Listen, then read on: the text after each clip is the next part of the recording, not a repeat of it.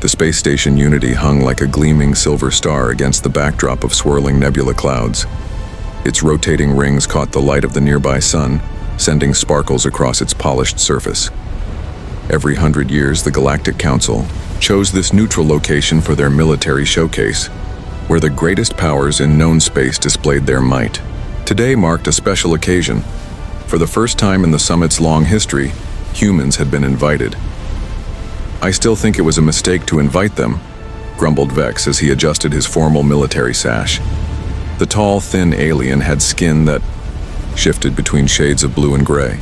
His three eyes blinked in sequence as he watched ships dock through the observation window. "The council voted," replied Tora, her red-scaled skin catching the light as she shrugged four massive shoulders. "Humans have had faster-than-light travel for 30 years now. Rules say any species with FTL capabilities gets an invitation." "Rules can be bent," Vex countered. "What do they have to show us anyway? Their ships are like children's toys compared to ours." Across the gleaming reception hall, three other military leaders engaged in similar conversations. Mech, with his insect-like features and clicking mandibles, was explaining to anyone who would listen how his people's ships could outmaneuver any human vessel. Grell, whose rock-like skin made him look like a walking statue, laughed loudly at the idea of humans building anything that could withstand a real attack. And Pax, whose delicate features and glowing eyes hinted at mental powers beyond normal comprehension, simply smiled in quiet amusement. The five of them represented the most powerful military forces in the galaxy, and all of them agreed on one thing: humans did not belong here. The main doors slid open with a soft hiss. Conversation halted as a single figure walked into the hall. The human was not what they expected. He wore a simple dark blue uniform with minimal decorations, and his face showed neither excitement nor nervousness. Just calm focus. "Commander Jack Reynolds," announced the station's AI, "representative of Earth and the Sol System Defense Force." Jack nodded politely to the room. "Thank you for the invitation. Earth is honored to join this historic summit." Vex approached first, towering over the human by at least 2 feet. "Commander Reynolds, I am Supreme Admiral Vex of the Azuri Empire. I must say, we were surprised when we heard humans would attend this year." "Good surprises make life interesting, Admiral," Jack replied with a small smile. Tora joined them, her heavy footsteps making the floor vibrate slightly. "Battlemaster Tora of the Krell Dominion. Your species has achieved much in a short time. Human. But this summit showcases the pinnacle of military achievement. I hope you won't feel too overwhelmed. I appreciate your concern," Jack said, his expression remaining neutral. "I'm here to learn as much as to share." One by one, the other alien leaders introduced themselves, each greeting containing a thinly veiled suggestion that humans were out of their league. Chief Strategist Mech of the Hive Collective, War General Grell of the Stone Confederation, Thought Admiral Pax of the Lumina Concord. Jack greeted each with the same quiet respect, neither boasting nor showing any sign of intimidation. The station's AI chimed again. "All representatives have arrived. Please proceed to the presentation chamber for the opening ceremony." The grand hall had been prepared for the showcase. A massive holographic display dominated the center, currently showing the Unity station with hundreds of ships surrounding it. The alien leaders took their seats at the raised platform, with Jack directed to a smaller chair off to the side. The council mediator, a tall being with silvery skin and no visible face, floated to the center stage. "Welcome to the Centennial Military Showcase." Its voice resonated without seeming to come from any specific location. For 100,000 years, this gathering has maintained peace through the balance of power. Today we welcome our newest, spacefaring neighbors, the humans of Earth. There was polite applause, though Jack noticed several delegations barely participated. We will begin with presentations from our established powers, followed by our new guests. Admiral Vex, you may begin. Vex stood proudly, activating a control on his wrist. The hologram shifted to show a sleek, dark vessel that seemed to fade, in and out of visibility. "The Shadow Strike," he announced, the pride of the Azuri fleet.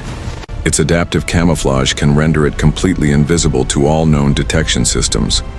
It can enter an enemy system, deploy devastating weapons, and leave without ever being detected.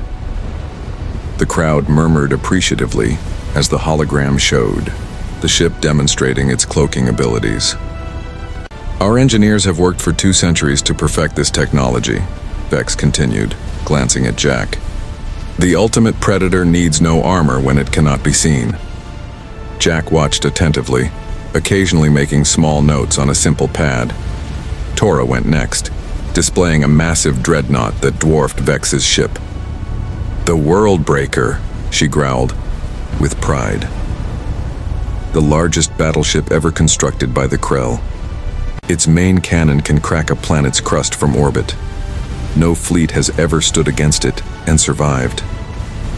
The hologram showed a demonstration where the massive ship fired at an uninhabited moon, breaking it into large chunks. The audience gasped. One by one, the alien commanders presented their vessels. Mech's swarm cloud released thousands of drone fighters that moved in perfect coordination. Grell's star shield demonstrated shields that repelled even the most powerful weapons in simulated attacks. Pax's Mindweaver showed how it could project fear into enemy crews, causing ships to surrender without firing a shot. After each presentation, eyes turned to Jack, watching for signs of intimidation or awe. He remained attentive, but calm, taking notes and occasionally nodding in appreciation of particularly impressive features. When all 5 had finished, the mediator turned to Jack. Commander Reynolds, the Council now welcomes Earth's presentation. Vex smirked. Yes, human. Show us what your young species has managed to cobble together. The room grew quiet as Jack stood and approached the center platform. Instead of activating the hologram, he simply looked around the room. Thank you for your impressive demonstrations, he said. Earth's contribution to this showcase is still en route. It will arrive tomorrow morning. Murmurs of surprise and some mocking laughter spread through the audience. Your ship is late? Mech asked, mandibles clicking in what seemed like laughter. Not late, Jack replied. Right on schedule. Some things are worth waiting for. Tora leaned forward. Why not just show us holographic data like everyone else? Jack smiled slightly. We prefer real demonstrations over simulations. I hope you'll understand tomorrow. As the session adjourned, the 5 alien commanders gathered, watching Jack leave the chamber. Did you see his face? Vex said. No reaction to our ships. Either humans are too primitive to understand what they saw, or what? Asked Grell. Pax spoke softly, eyes still on the door where Jack had exited. Or they have something they think will impress us, which seems unlikely. We'll see tomorrow, Tora said with a dismissive wave of her hand. Though I suspect we'll all be very underwhelmed. None of them noticed the small smile on Jack's face as he walked down the corridor, or the quiet message he sent from his wrist device. Stage set. Bring her in. 5 aliens boasted about their battleships until they witnessed ours Part 2. The Boasts, the evening reception aboard Space Station Unity, glittered with the light of 1,000 stars. Representatives from every corner of the galaxy mingled in the Grand Observation Dome, their diverse forms creating a living tapestry against the backdrop of space. Floating servers carried drinks of every color while diplomats and military officers discussed the day's presentations. Jack Reynolds stood alone by the curved viewport, watching the alien ships that surrounded the station. Each vessel was positioned, to be clearly visible, a floating testament to their creator's pride. Admiring superior technology, human? Jack turned to find Vex approaching, 2 drinks in hand. The Azuri Admiral offered one to Jack, who accepted with a nod. I appreciate good engineering when I see it, Jack replied, taking a small sip. The liquid tasted like cinnamon and something he couldn't name. Your reaction to our presentations was interesting, Vex said, his 3 eyes blinking in sequence. Most newcomers are overwhelmed. Jack smiled. Earth has a saying, never show. Your card's too early in the game. Cards? Game? Vex's translator seemed confused. It means don't reveal your strengths until the right moment. Before Vex could respond, Tora's booming voice called out across the room. There he is! The human who keeps us waiting! The massive red-scaled alien commander pushed through the crowd, followed by the other 3 alien leaders. Why so mysterious about your ship, Commander? Tora asked, looming over Jack. Surely you could show us at least a diagram. Jack took another sip of his drink. I prefer to let actions speak louder than words. Another Earth saying.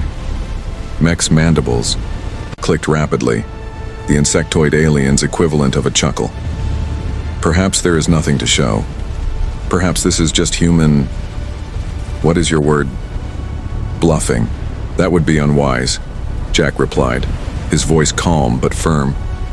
Earth doesn't bluff about military matters. Grell, the stone-skinned commander, rumbled with laughter. His voice sounded like rocks grinding together. Tell us, human, what could your species possibly create that would compare to what you saw today? You've had space travel for what, a century? We've been crossing the stars for thousands of years. Jack turned to face all 5 alien commanders. The room had grown quieter as others noticed the confrontation. You're right that we're newcomers to space, Jack admitted. But you're wrong. To think that means we're behind in all ways. Pax, who had been silent until now, stepped forward. The Lumina commander's glowing eyes studied Jack intently. You speak with unusual confidence for someone whose people have never attended this summit before. Experience isn't always measured in years, Jack replied. Sometimes it's measured in intensity. What does that mean? Tora demanded. Jack looked around at the 5 alien leaders. How many wars has your species fought in the last 500 years, Battlemaster Tora? The question seemed to surprise her. 3 major conflicts, all victories for the Krell Dominion. Jack nodded, then looked to each alien in turn, asking the same question. 2 wars of expansion, Vex answered. The Hive has fought 4 defensive wars, clicked Mech. 1 great war, 3 centuries ago, rumbled Grell. The Lumina avoid physical conflict when possible, Pax said softly. 1 defensive action in recent history. Jack nodded again. Earth's history includes over 15,000 recorded wars. Before we reached space, we fought over 300 major conflicts just in the last 500 years.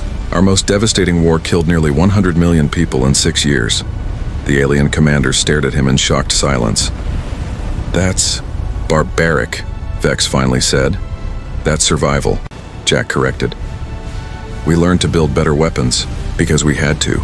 We perfected military technology because failure meant extinction. You're proud of this violent history? Pax asked, her glowing eyes dimming slightly. Not proud, Jack said, his expression serious. But we don't deny what it taught us. While your civilizations were enjoying peace among the stars, we were testing weapons against each other that could level cities in seconds. An uncomfortable silence fell over the group. Other guests had stopped their conversations to listen. Tora broke the tension with a forced laugh. Big talk from a small species. Tomorrow, we'll see if there's any truth to it. Indeed we will, Jack replied. The reception continued, but the 5 alien commanders kept their distance from Jack for the rest of the evening. They gathered instead at the far side of the dome, speaking in low voices. Do you believe what he said? Mech asked. 15,000 wars? Impossible, Grell rumbled. No species could survive that much conflict, unless they became very, very good at warfare, Vex pointed out. Tora shook her massive head. Talk is easy. Tomorrow we'll see this supposed human warship. I expect to be underwhelmed. I'm not so certain, Pax said quietly. I sense no deception from him, only anticipation. Across the room, Jack caught fragments of their conversation with his enhanced hearing. The slight smile that touched his lips went unnoticed as he turned back to the viewport, his eyes finding a particular spot in the distant darkness of space. Morning came to Space Station Unity as its rotation brought the main habitation ring into the light of the system's sun. Jack stood in his quarters, straightening his uniform before a mirror. His communication device chimed softly. Reynolds here. Commander, this is Captain Lin. We're ready when you are. Perfect timing. Hold. Position just outside sensor range until I give the signal. Understood, sir. The crew is looking forward to the reveal. Jack smiled. So am I, Captain. Reynolds out. When Jack arrived at the presentation chamber, he found all 5 alien commanders already there, along with most of the summit attendees. The room buzzed with speculation about the human ship. Commander Reynolds, the mediator's voice echoed. The Council is eager to see Earth's contribution to this summit. Jack took his place at the center platform. Thank you, mediator. Earth is honored to present our vessel today. He activated his wrist device, and the large hologram display in the center of the room came to life. At first, it showed only empty space near the station. Where is it? Someone called out. Jack tapped his device again. Captain Lin, you may bring her in now. The hologram shifted to show a different area of space. At first, nothing changed. Then, sensors picked up something entering the system. The display automatically adjusted to track the object. What is that? Vex asked, leaning forward. The object grew larger on the display as the station's sensors calculated its distance and size, then recalculated again. A murmur of disbelief spread through the crowd. That can't be right, Tora said, staring at the size readings. The sensors must be malfunctioning.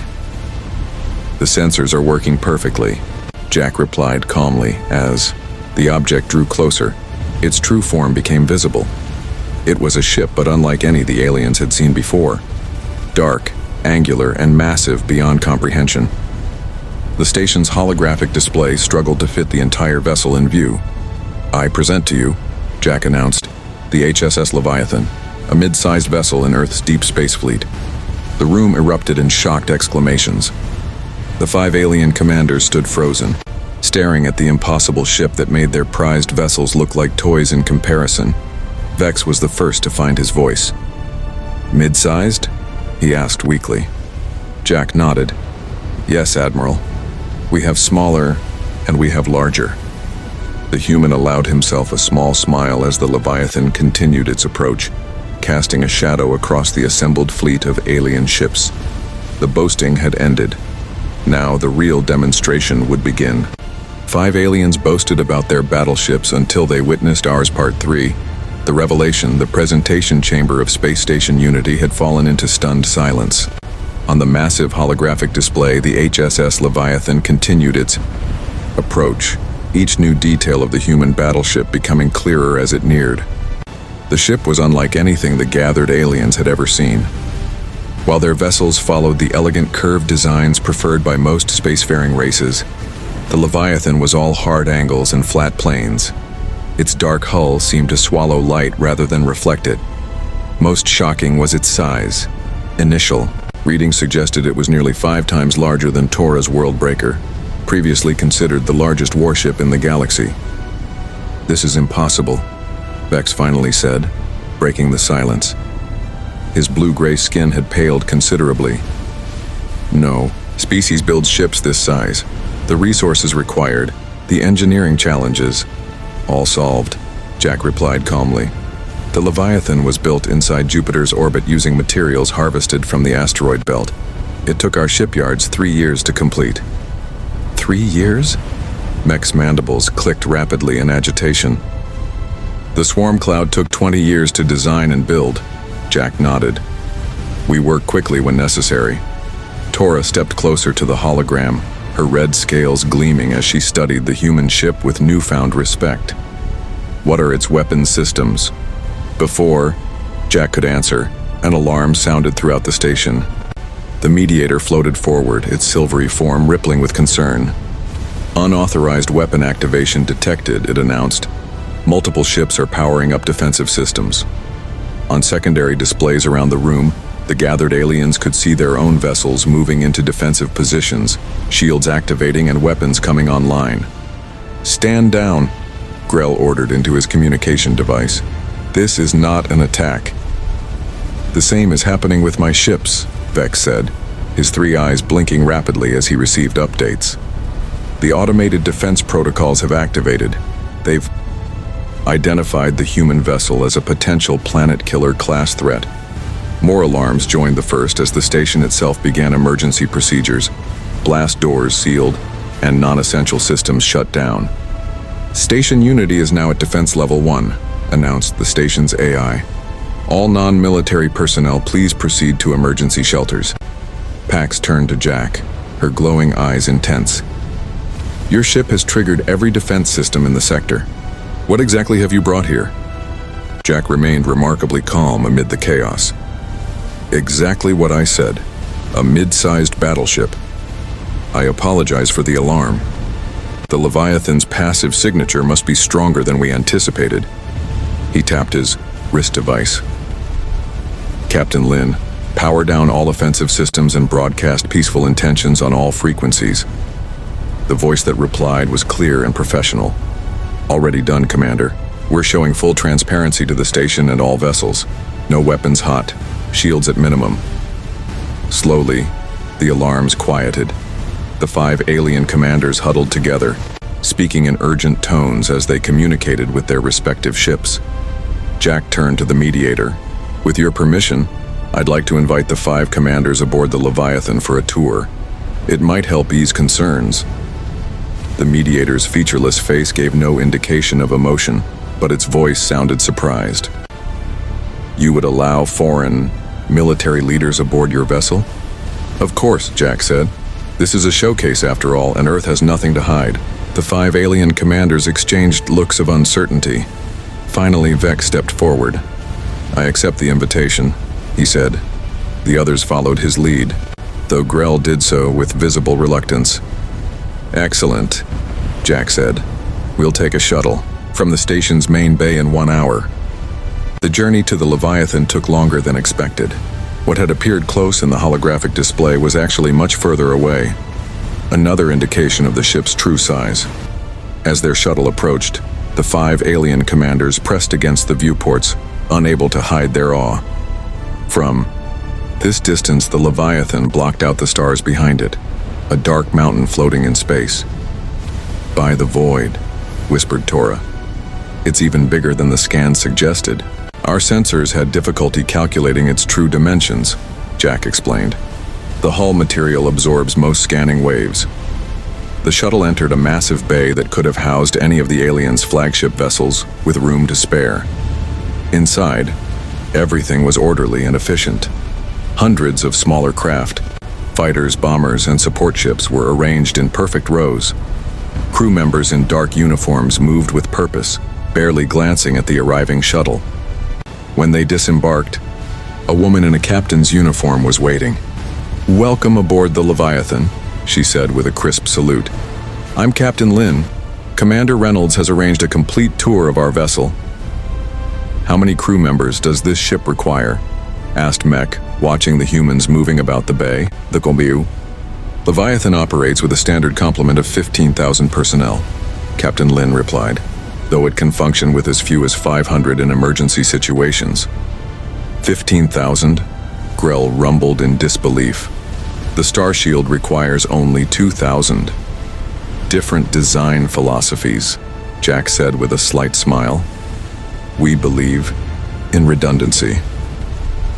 The tour began with the ship's bridge, a massive command center with stations for hundreds of officers. Displays showed every aspect of the ship's operations, from engineering to weapons to navigation. Unlike the colorful holographic interfaces of alien vessels, the human controls were practical and straightforward. Your technology seems less advanced than I expected, Vex observed, studying a navigation console. We favor reliability over flash, Captain Lin replied. Every system has at least 3 backups. Nothing fails completely. As they moved deeper into the ship, the alien commanders saw crew quarters, medical facilities, and recreational areas, all suggesting the Leviathan was designed for long deployments. This ship could remain operational for years without resupply, Pax noted. 5 years is the standard deployment, Jack confirmed. Though we've never tested the full duration, the engineering section revealed massive fusion reactors that powered the vessel. Chief Engineer Park, a stocky man with calloused hands, explained the basics. 6 primary reactors, 12 secondaries, he said proudly. Enough power to run a small moon colony, But it was the weapons control center that finally silenced all doubts. Row after row of weapons officers monitored systems that made the aliens' most destructive technologies look primitive by comparison. Kinetic impact rails, Weapons Officer Rodriguez explained, pointing to one section. They accelerate projectiles to near light speed. No shield can stop them. Plasma lance batteries, she continued, indicating another area. They can cut through capital ships like butter. And what are those? Tora asked, pointing to the largest display, where officers monitored massive cylindrical objects. Rodriguez glanced at Jack, who nodded permission. Nova bombs, she said simply. Designed to replicate a small supernova when detonated, we carry 12. The silence that followed was profound. Each alien commander was thinking the same thing. Such weapons could destroy not just ships, but entire fleets, entire worlds. Why? Pax finally asked, her glowing eyes dimmed with horror. Why build such weapons? Jack's expression grew serious. Because we learned early in our history that being unprepared for threats can mean extinction. We built the Leviathan and ships like it, not because we want war, but because we never want to face an enemy we cannot defeat. As they returned to the shuttle bay, the 5 alien commanders were subdued. Their earlier boasting seemed hollow now, their prized warships suddenly inadequate. There's one more thing you should know, Jack said as they prepared to return to the station. The Leviathan is one of 30 similar vessels in Earth's fleet. Vex's 3 eyes widened in shock. 30? Jack nodded. Humanity takes defense seriously, very seriously. As their shuttle departed the massive ship, the 5 commanders looked back at the Leviathan with new understanding. They had come to the summit to showcase their military might, only to discover a species whose capacity for warfare exceeded anything they had imagined. The boasting had ended. In its place was something new, respect, tinged with fear. 5 aliens boasted about their battleships until they witnessed ours Part 4, the demonstration. The 5 alien commanders returned to Space Station Unity in silence, each lost in their own thoughts about what they had witnessed aboard the human battleship. The shuttle docked smoothly, and as they exited into the station's main bay, they found a crowd waiting. Word of the Leviathan had spread quickly throughout the station. Well? Asked an eager Azuri officer as Vex emerged. Is it really as big as the sensors say? Bigger, Vex replied quietly. Much bigger. The commanders were quickly surrounded by officers from their respective fleets, all demanding details about the human vessel. Jack stood back, watching the animated conversations with a small smile. The mediator floated toward him, its silvery form reflecting the lights of the bay. Commander Reynolds, the Council requests a formal demonstration of your vessel's capabilities. Jack nodded. The Leviathan is prepared for a full demonstration. We'll need a suitable location away from the station. The outer system has a debris field from a destroyed moon, the mediator suggested. It would provide adequate targets without endangering any inhabited areas. Perfect, Jack agreed. We can begin in 2 hours. News of the upcoming demonstration spread quickly. The station's observation dome filled beyond capacity as representatives from every species gathered to watch. The 5 commanders stood at the front, their earlier confidence replaced by curious anticipation. Jack stood beside the holographic display controls, coordinating with Captain Lin. We're in position, Commander, Lin's voice reported. Targeting. Systems locked on the debris field, awaiting your command. Jack turned to the gathered audience. Today, the HSS Leviathan will demonstrate 5 key capabilities that represent the foundation of Earth's defense doctrine. He nodded to the 5 alien commanders. Each capability corresponds to the specialties your own vessels presented yesterday. We believe in learning from our galactic neighbors. Vex's eyes narrowed slightly. Had the humans somehow stolen their technology? Jack activated the display. The Leviathan appeared, positioned at the edge of a vast field of rocky debris, ranging from small asteroid-sized chunks to massive sections of what had once been a moon. First demonstration, stealth capabilities, Jack announced, looking directly at Vex. Admiral Vex's Shadow Strike impressed us with its adaptive camouflage. The Leviathan uses a different approach. On the display, the massive human battleship seemed to shimmer for a moment. Then, impossibly, it disappeared. Where did it go? Someone in the crowd asked. The Leviathan is now operating under full stealth protocols, Jack explained. It uses a multi-phase approach that combines light bending, technology, sensor dampening fields, and quantum phase shifting. Vex leaned forward, his three eyes scanning the display for any trace of the human ship. Our sensors can detect any cloaked vessel, he said, activating his own device to scan the area. Try to find us, Jack invited. After several minutes of increasingly frustrated attempts, Vex looked up. Nothing, he admitted. Not even a heat signature. Jack tapped his wrist device. Phase 1 complete, Captain. Proceed to Phase 2. The Leviathan reappeared suddenly, but in a completely different position than before.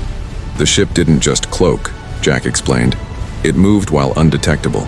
In combat, this allows us to reposition without enemy knowledge. Tora grunted in reluctant appreciation. Impressive, but stealth means little without firepower. Agreed, Jack said with a nod. Which brings us to our second demonstration, offensive capabilities. He gestured to the display. Battlemaster Tora's Worldbreaker showed impressive planet cracking. Weapons. The Leviathan will now demonstrate its primary offensive systems. The display zoomed in on the human ship as panels along its hull slid open, revealing row after row of weapon ports. Metal rails extended from some, while others glowed with contained energy. Target acquired, came Captain Lin's voice. Kinetic rail system engaged. A series of flashes erupted from the ship. On the display, several massive chunks of the debris field simply disappeared, transformed instantly into expanding clouds of dust. Those projectiles hit at 98% of light speed, Jack explained. The kinetic energy alone is enough to vaporize most materials instantly. Before the audience could react, the Leviathan shifted position. New weapon systems activated, sending beams of blinding energy into the debris field. Where they touched, moon fragments melted and then boiled away into nothingness. Plasma lance batteries, Jack continued, capable of cutting through any known hull material. Tora's massive form had gone still, her forearms crossed tightly across her chest as she watched her specialty being matched and exceeded. Third demonstration, Jack announced. Drone capabilities. Mech's mandibles clicked nervously as the human ship's massive bay doors opened. What emerged was beyond anything the insectoid commander had imagined. Not hundreds, but thousands of small craft poured from the Leviathan, each moving independently yet in perfect coordination with the others. Our autonomous combat drones are AI-controlled, Jack explained. Each operates with tactical independence but strategic coordination. The swarm of drones flowed like water through the debris field, navigating complex paths at incredible speeds. When they attacked, they did so with precision that left mechs speechless. The smallest fragments of the destroyed moon were targeted and eliminated with surgical accuracy. The Leviathan carries 10,000 combat drones, Jack added. This is approximately 20% of its full capacity. Mech's exoskeleton seemed to pale. The swarm cloud, his pride and joy, carried only 2,000 drones. Fourth demonstration. Defensive systems, Jack continued, nodding to Grell. General Grell's Star Shield showed impressive defensive capabilities yesterday. The display split to show a different angle. The Leviathan recalled its drones and positioned itself before a particularly massive chunk of the destroyed moon, easily, the size of a small asteroid. Captain Lin will now demonstrate our multi-layer defense grid, Jack said. On the display, the rocky mass accelerated toward the human ship, pushed by hidden engines that had been placed earlier. Impact in 10 seconds, announced Captain Lin's voice. A shimmer appeared around the Leviathan as its shields activated. But unlike the solid-looking barriers of alien ships, these shields appeared in distinct layers, one after another. The asteroid slammed into the outermost shield and disintegrated, not into large chunks but into fine dust that harmlessly washed over the subsequent shield layers. Our defensive approach uses sequential fields, Jack explained. The outer shields break down incoming objects or energy weapons. Each subsequent Layer handles a specific type of threat. Nothing has ever penetrated all 7 layers. Grell's rocky face was impossible to read, but his massive hands had clenched into fists. "Finally," Jack said, turning to Pax. "Our 5th demonstration, psychological warfare countermeasures." Pax's glowing eyes widened. "You cannot demonstrate that here," she protested. "My ship is not even attempting to use its abilities." "Precisely," Jack said with a slight smile.